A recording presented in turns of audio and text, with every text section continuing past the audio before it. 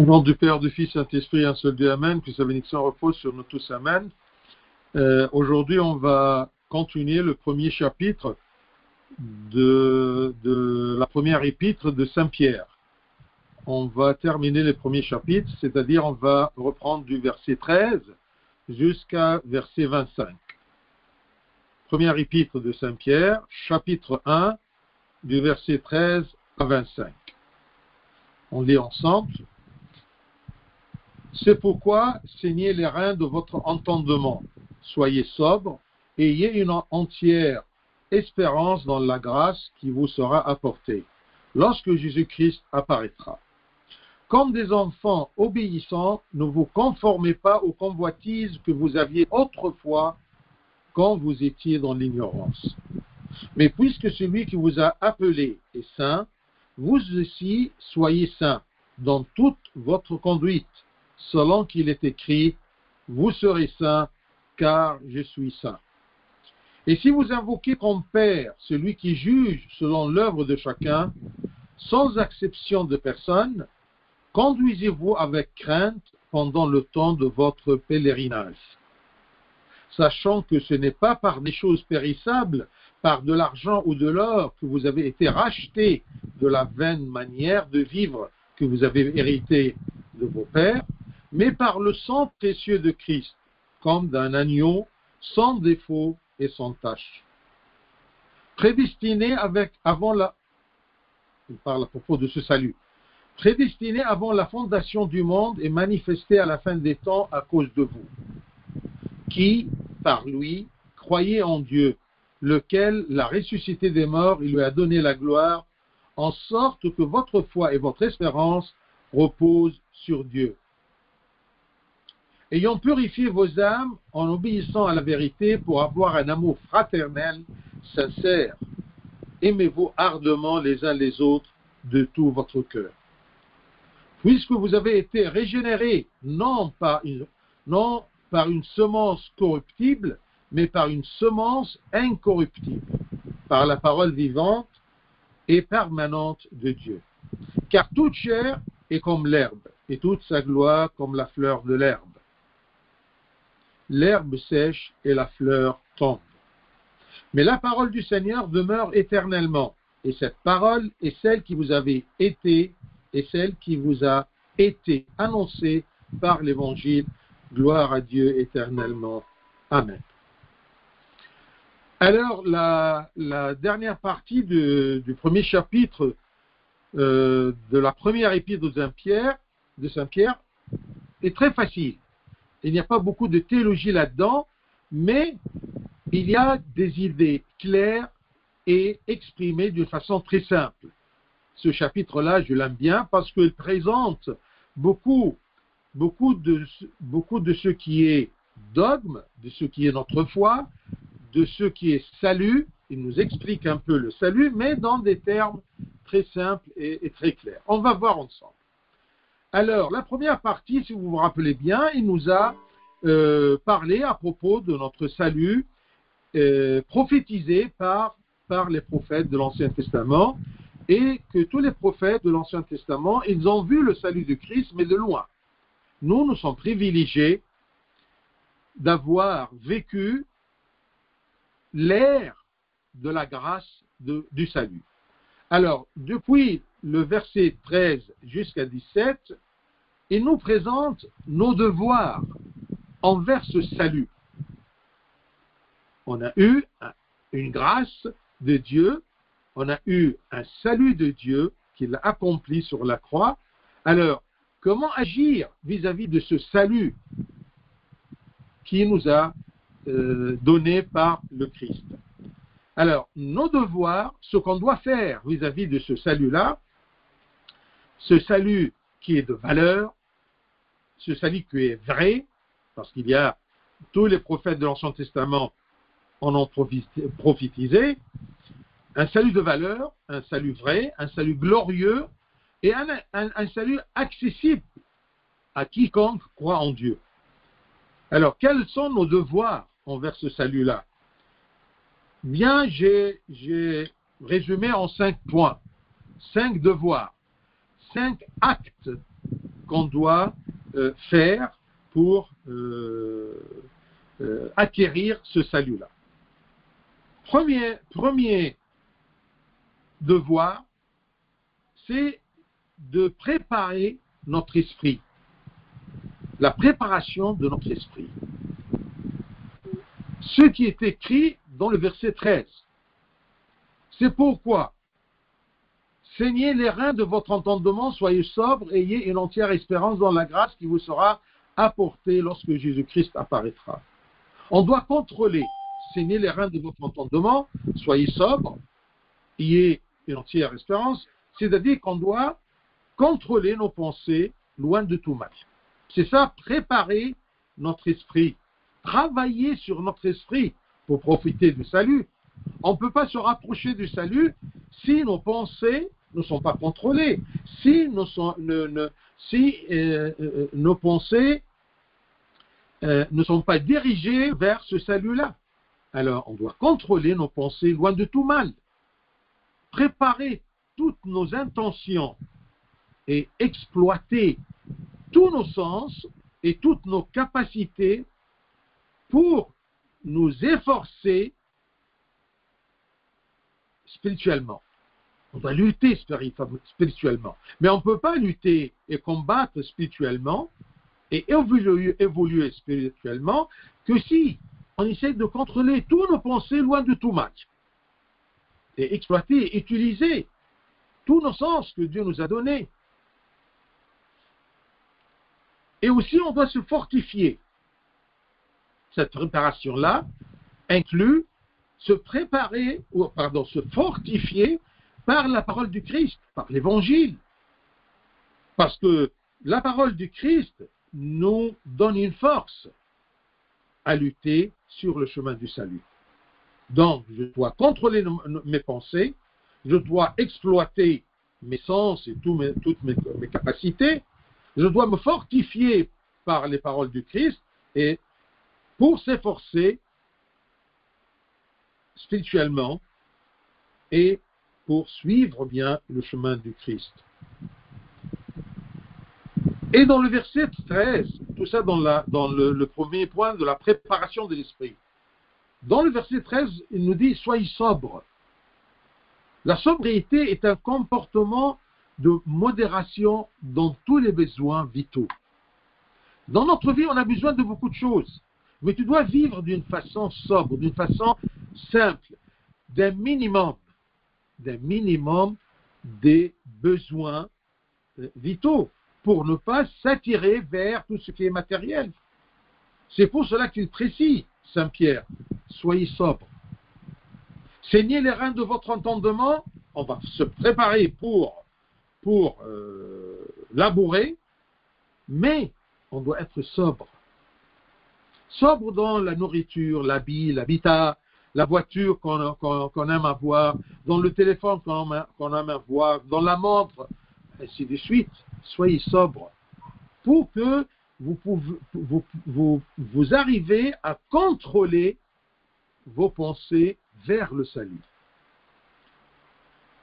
Donc, la sobriété est un comportement nécessaire pour suivre le chemin de Dieu. Deuxième point, c'est l'espérance, toujours dans le verset 13. Soyez sobres et ayez une entière espérance dans la grâce qui vous sera apportée.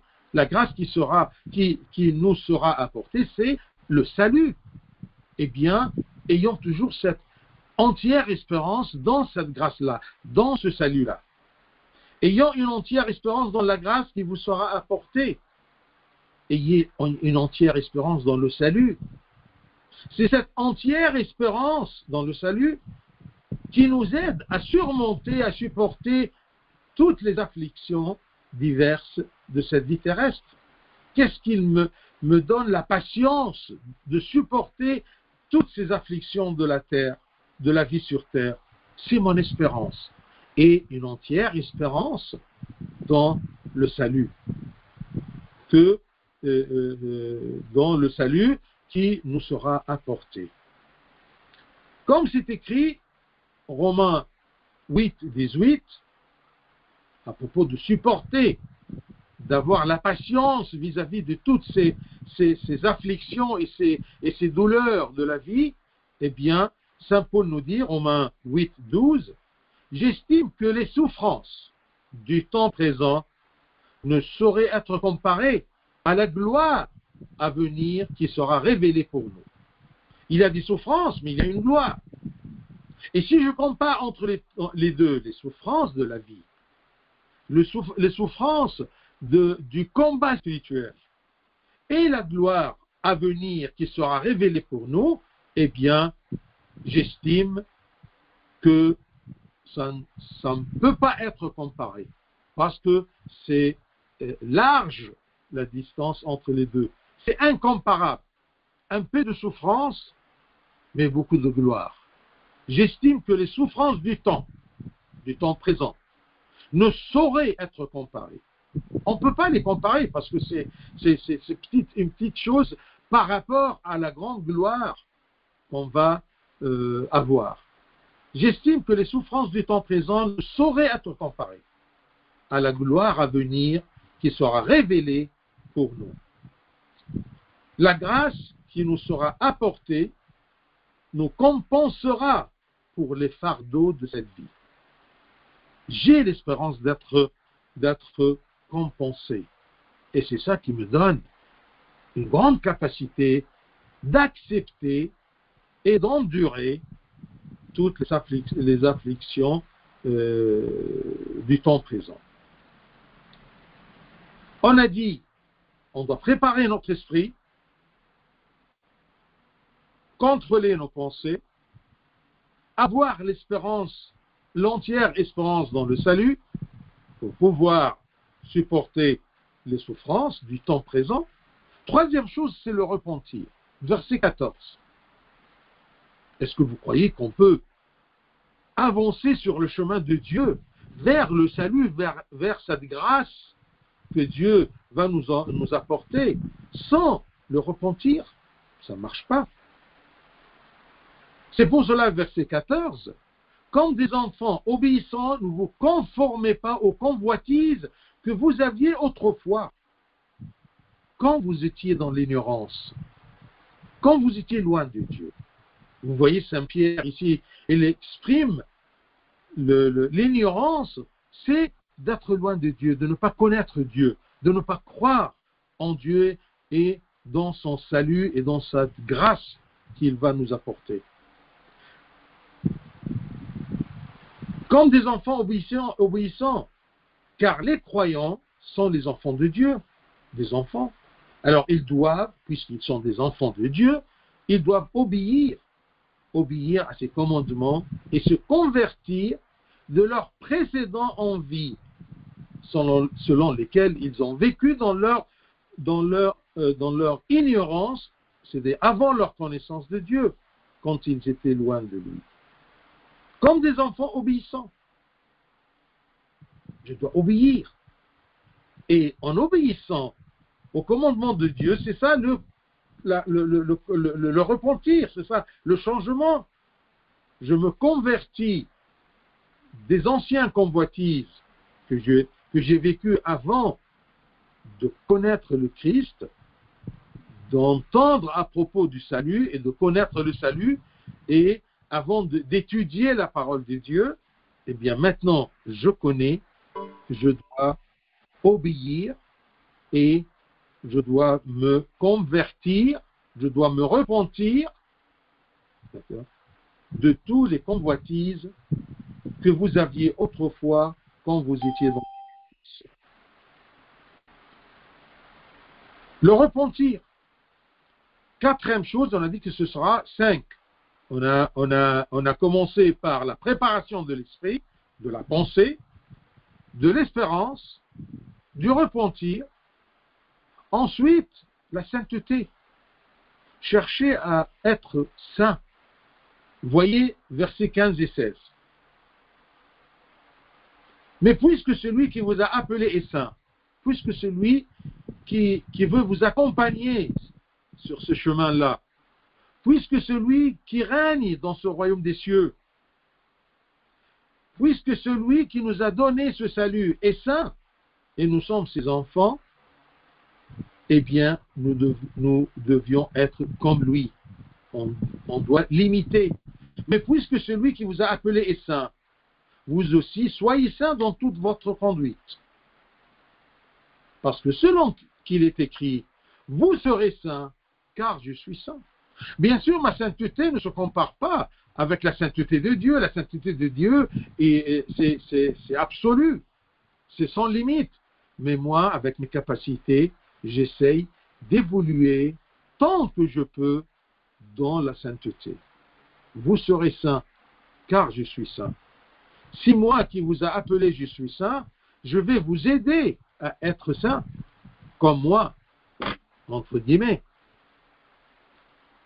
Alors ici, pour la sainteté, versets 15 et 16, Saint Pierre invite les enfants de Dieu, invite ses convertis à sanctifier, à consacrer leur cœur pour Dieu. Ceci par le bon comportement, imitant le Christ. J'ai un exemple. Le Christ m'a donné un exemple pour le suivre. Et il m'a donné un exemple, non pas un exemple divin, mais un exemple humain. Dans son humanité, il m'a donné l'exemple comment vivre. Comme c'est écrit dans le livre de Lévitique, dans l'Ancien Testament, Lévitique 11:44, c'est écrit, je cite, « Car je suis l'Éternel votre Dieu, vous vous sanctifierez et vous serez saints, car je suis saint et vous ne vous rendrez point impurs. » Vous ne pouvez pas être impurs parce que vous êtes en moi. Vous êtes appelés par le Christ pour le suivre.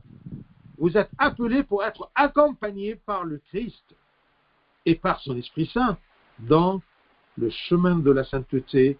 Devant nous, les êtres humains, est ouvert. Et nous sommes soutenus dans ce chemin-là.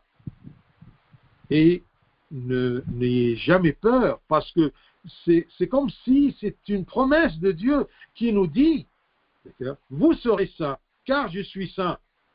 Je suis l'Éternel, votre Dieu. Vous vous sanctifierez et vous serez saints. On est supporté, on est épaulé par notre Sauveur qui est saint. Et nous serons saints comme il est saint. Cinquième point, le dernier à propos de cette préparation, de ces devoirs vis-à-vis de ce salut précieux que Dieu nous a donné, eh bien, on doit agir dans la crainte de Dieu. On doit se préparer spirituellement, on doit préparer notre esprit, on doit avoir l'espérance, entière espérance dans le salut, on doit se repentir, on doit chercher la sainteté, et cinquième chose, on doit agir dans la crainte de Dieu. Vis-à-vis de ce salut-là, je dois agir dans la crainte de Dieu. Le verset 17. Et si vous invoquez comme Père celui qui juge selon l'œuvre de chacun, sans exception de personne, conduisez-vous avec crainte pendant le temps de votre pèlerinage. Notre vie sur terre, c'est un temps de pèlerinage. On essaye de se préparer pour quelque chose plus éternel, plus céleste. Et si vous invoquez comme Père celui qui juge selon l'œuvre de chacun, Dieu est notre Père, compatissant. Dieu, il est celui qui nous a rachetés par amour sur la croix. Dieu, il est aussi notre juste juge qui condamnera à juste titre le péché. Si on se concentre sur la justice de Dieu et sa compassion, eh bien, ça nous pousse à le craindre et à sentir que nous sommes étrangers dans ce monde éphémère. Il va nous juger, mais à juste titre. On l'appelle notre Père. Il nous a aimés, il nous a donné le salut. Devant ces choses-là, je dois agir dans la crainte de Dieu, dans la crainte de celui qui m'a appelé. Si je dois agir dans l'obéissance, et aussi je dois agir dans la crainte de Dieu. Et ce qui m'aide d'être dans la crainte de Dieu, c'est de sentir toujours que nous sommes étrangers dans ce monde éphémère. Pourquoi je laisse le fait de plaire à Dieu pour plaire au monde? C'est un monde éphémère et j'y suis étranger. Alors, je me concentre beaucoup plus à profiter de ce juste juge, de ce juge qui va me juger justement et avec compassion. Alors, nous abandonnons nos péchés et nous respectons la présence de Dieu avec nous et nous lui plaisons en tout parce que on a compris qu'il est notre Père, qu'il aime être avec nous et il nous invite à être toujours avec lui dans son royaume. Et pour être avec lui dans son royaume, il nous a donné la grâce d'être sauvés. Il nous a donné le salut. Donc, pour résumer, quels sont nos devoirs envers le salut du verset 13 au verset 17? Nos devoirs, c'est la préparation de l'esprit, avoir l'espérance, avoir le repentir, chercher la sainteté et agir dans la crainte de Dieu. C'est ce que nous avons dans les versets de 13 à 17. Du verset 18, nous sommes toujours sur le premier chapitre de la première épître de Saint Pierre. 1 Pierre 1, 18 maintenant.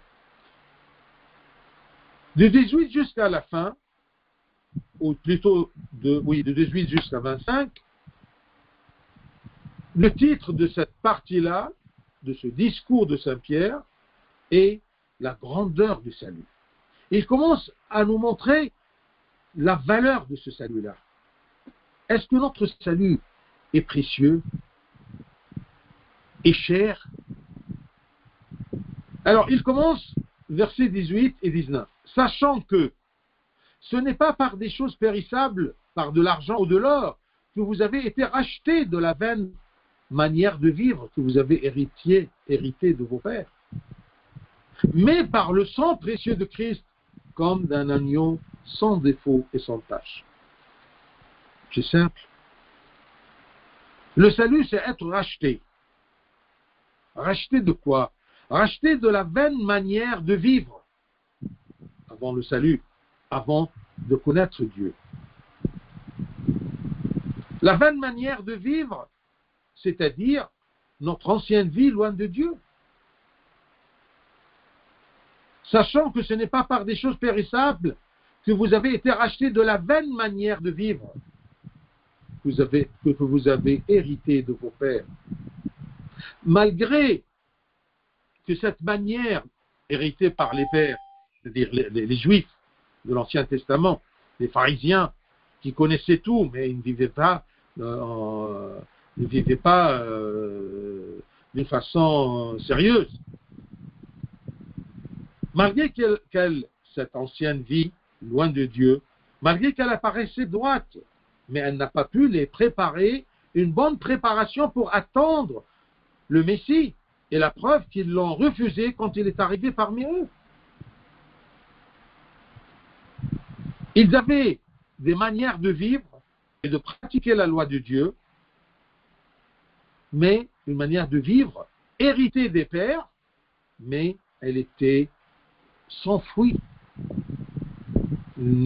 Cette manière de vivre, cette vaine manière de vivre, c'est vivre dans l'Église, comme dans l'Ancien Testament, dans la loi de Dieu, mais sans effet, d'une façon hypocrite. Aujourd'hui, on peut vivre dans l'Église, mais avoir une vaine manière de vivre, qui ne nous aide pas à se préparer et à se sanctifier et à se rapprocher de Dieu. Cette manière de vivre que vous avez héritée de vos ancêtres. Ici, bien sûr, à la lettre, c'est les Juifs. D'accord? Et pour nous solliciter à bien vivre et à bien considérer notre salut, eh bien, il nous dit que le salut, c'est être racheté de la mort, racheté du péché, racheté du jugement de Dieu. Eh bien, nous sommes rachetés, pas par des choses périssables. Nous ne sommes pas rachetés par de l'argent ou de l'or, mais nous étions rachetés, verset 19, mais par le sang précieux de Christ, comme d'un agneau sans défaut et sans tache. Ici, il donne une référence de l'Ancien Testament, les sacrifices de présenter un agneau. Et quand on présentait dans l'Ancien Testament un agneau, il devrait être sans défaut et sans tache. Et un agneau, pourquoi pas un mouton, une brebis, non, un agneau, symbole de la pureté, de la sainteté, de la douceur. Et ben, le prix de notre rachat, de notre rédemption, est le plus cher des prix. C'est le sang d'un agneau sans défaut, le Christ Jésus.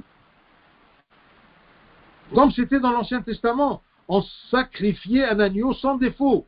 On le présentait à Dieu. Cet agneau était le symbole du Christ.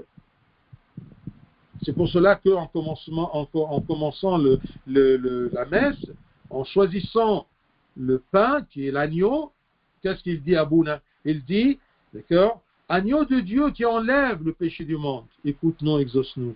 Kyrie eleison, Kyrie eleison. Cet agneau, dans l'Ancien Testament, était le symbole du Christ. Et dans le Nouveau Testament, le vrai agneau sacrifié sur la croix pour notre rachat est le Christ. Et le Christ est un agneau sans défaut et sans tache, sans péché. C'est pour cela que Abouna, durant le choix de l'agneau, du choix du Orban qui sera le corps du Christ, il commence à chercher s'il y a un défaut ou une tache dans le pain, eh bien il le laisse. Il prend le meilleur. Pour symboliser la pureté, le sans péché de Dieu incarné, de l'agneau de Dieu qui enlève le péché du monde.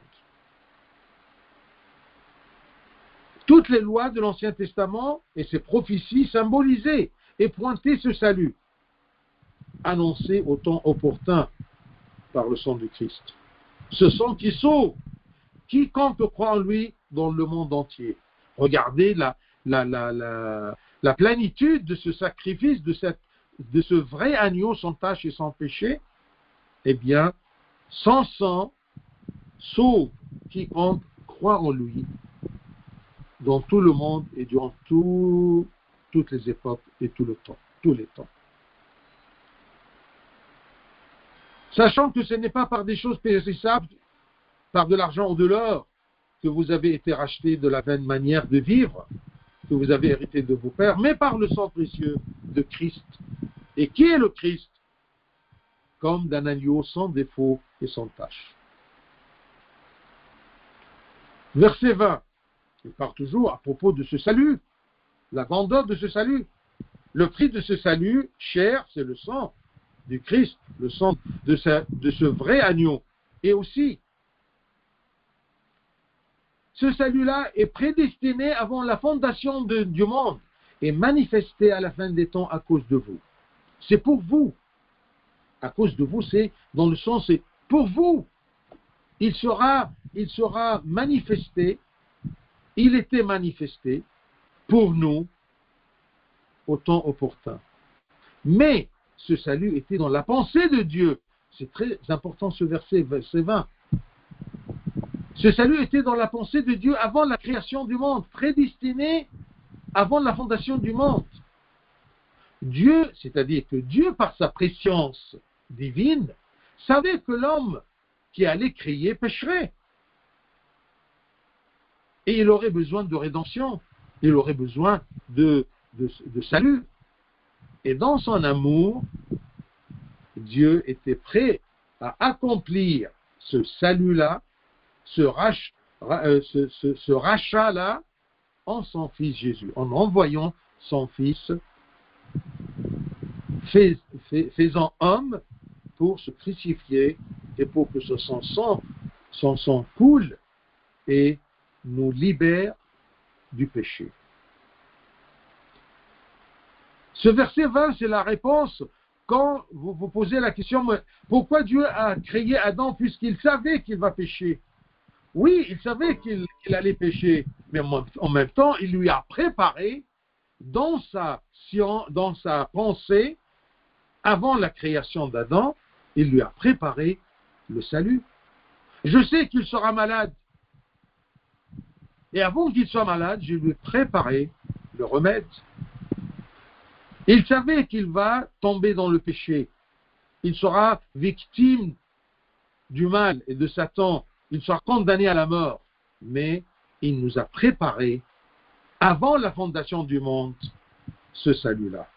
Donc c'est un salut cher, un salut prédestiné avant la fondation du monde.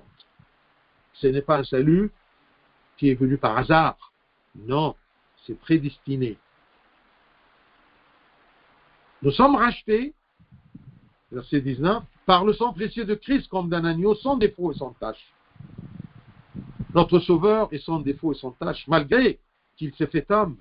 Il nous a semblé dans toutes choses, sauf le péché, parce qu'il est sans défaut et sans tache. S'il avait des défauts et des tâches, il ne pourrait pas nous sauver. Qu'il sauve lui-même.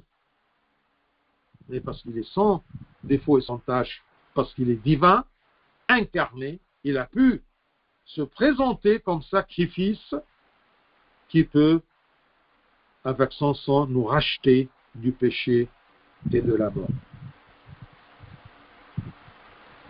Verset 21. Qui par lui croyait en Dieu? Par lui, c'est-à-dire cet agneau-là, sans défaut et sans tache. Qui par lui croyait en Dieu? Lequel l'a ressuscité des morts et lui a donné la gloire, en sorte que votre foi et votre espérance reposent sur Dieu. Par qui, c'est-à-dire en qui? En ce Christ-là, votre foi en Dieu s'est renforcée et s'est établie. Le salut de Christ qui a accompli le salut de Christ, ce Christ qui a accompli toutes les prophéties, devait affermir la foi des Juifs.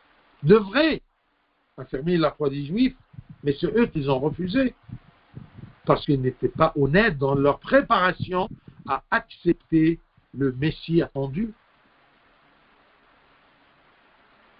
Donc, les Juifs devraient croire dans ce salut qu'ils attendaient, surtout après avoir su qu'il est ressuscité des morts et monté aux cieux dans une gloire. Ainsi, leur foi les amène à l'espérance pour l'éternité. C'est ça ce qui devrait être. Et ça doit arriver en nous. Qui, cet agneau, par lui, croyait en Dieu. Dieu qui l'a ressuscité, lequel l'a ressuscité des morts, lui a donné la gloire, en sorte que votre foi en lui, et cette foi qui mène à l'espérance, repose sur Dieu. Je crois en qui? En Dieu. J'ai l'espérance en qui? En Dieu le Père, qui m'a aimé et qui l'a planifié que son Christ soit envoyé sur terre, ressuscité des morts et monté aux cieux dans une gloire. Notre salut n'est pas n'importe quoi. Et j'espère qu'à travers ce texte-là, vous pouvez exprimer c'est quoi mon salut? C'est un Dieu le Père qui m'a aimé, même avant d'être créé. Il savait que je vais tomber et je vais mourir sous le poids et le fardeau du péché. Il m'a préparé un salut. Et le salut, c'est être racheté de la vaine manière de vivre. Et racheté non pas avec des choses, des matériels périssables, mais avec le sang précieux de son Fils incarné et crucifié sur la croix comme agneau sans péché et sans tache. Et en croyant en ça, ayant aussi l'espérance, eh bien, ça m'aide à croire. Parce que j'ai cette espérance-là en celui qui m'a sauvé en mourant sur la croix et qui était ressuscité et a eu la gloire de la part de Dieu le Père. Verset 22.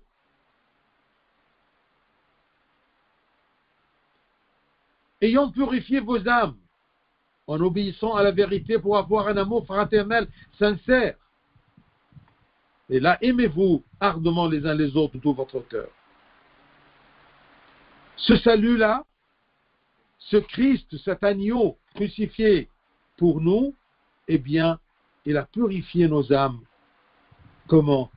En obéissant à la vérité, en obéissant à ses commandements, en obéissant à croire en son salut.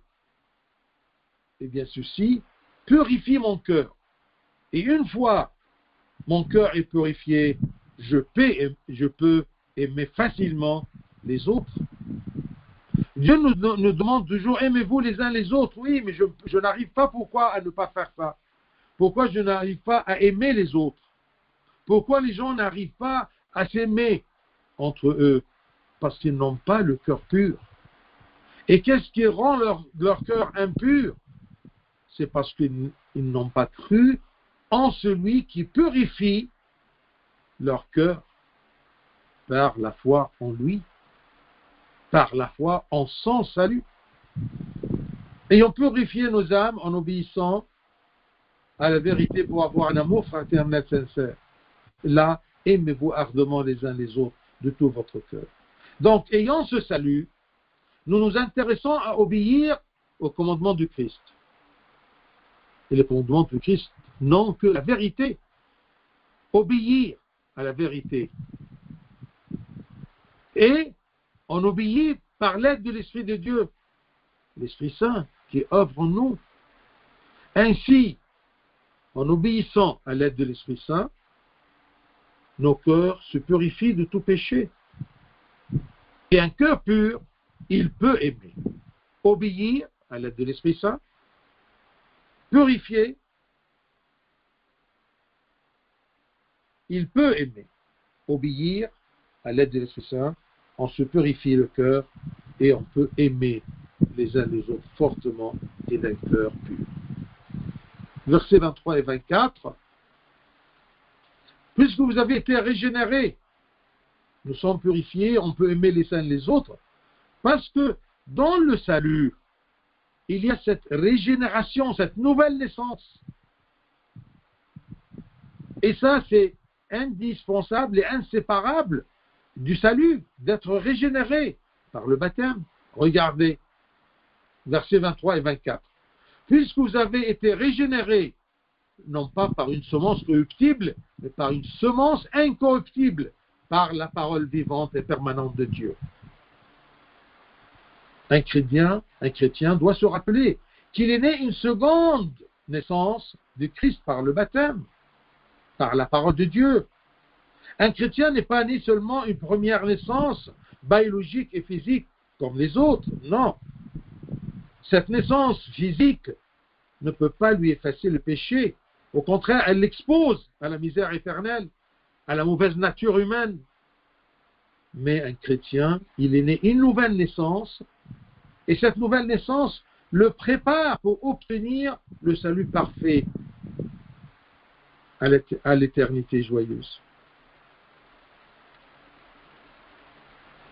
Puisque vous avez été régénérés, N'oublions pas ça. Nous sommes régénérés. Non pas par une naissance, une semence corruptible, mais par une naissance, une semence incorruptible, par la parole vivante et permanente de Dieu. Vous voyez, il y a des attributs ici pour la parole de Dieu. Elle est vivante, elle me donne vie et elle m'aide à vivre et elle me mène à la vie éternelle. Et elle est permanente. Elle est toujours existante. Elle n'est pas périssable. Et il commence à comparer, 23 et 24, il commence à comparer la naissance, la semence corruptible et la semence incorruptible, en disant, car toute chair est comme l'herbe. Toute naissance physique, biologique, eh bien, c'est périssable. Car toute chair est comme l'herbe, et toute sa gloire comme la fleur de l'herbe. L'herbe sèche et la fleur tombe.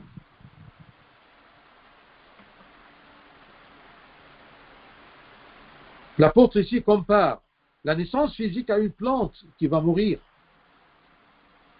Quant à la naissance spirituelle, par le baptême, par la parole de Dieu vivante et permanente, eh bien, c'est une naissance spirituelle, elle est une semence spirituelle qui mène au royaume des cieux.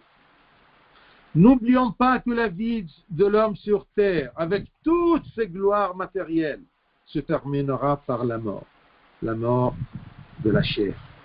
Même si sa gloire au début paraisse aussi grande que les belles fleurs, mais ils sont toujours comme les fleurs de l'herbe qui tomberont tôt ou tard dans le sol.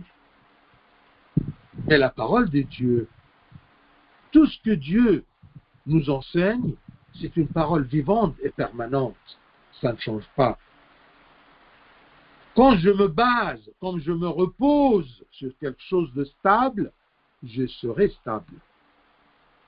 Et j'aurai une espérance entière dans ce que je crois. Dernier verset, le 25. Si toute chair est comme l'herbe et toute sa gloire comme la fleur de l'herbe sèche et la fleur tombe, mais la parole du Seigneur demeure éternellement. Et cette parole, elle est où cette parole-là? Elle est cachée? Elle est mystérieuse? Non! Et cette parole est celle que vous avez été annoncée par l'Évangile. La bonne nouvelle que nous avons reçue est celle du Christ, le Verbe. Cette parole est celle qui vous avait été annoncée par l'Évangile. Nous avons reçu une parole qui nous donne une vie, qui dure éternellement dans les cieux. C'est ça la valeur de notre foi, c'est ça la valeur de notre salut que Dieu nous a donné, que Dieu a accompli en son Fils Jésus-Christ incarné, sacrifié pour nous par amour sur la croix, pour nous racheter avec son sang très cher. C'est un salut précieux, c'est un salut cher qui a coûté le sang d'un agneau sans tache et sans péché. Que Dieu nous donne à comprendre et à connaître et à concevoir la valeur de ce salut, la valeur de cette grâce que Dieu nous a donnée. Gloire à lui éternellement. Amen.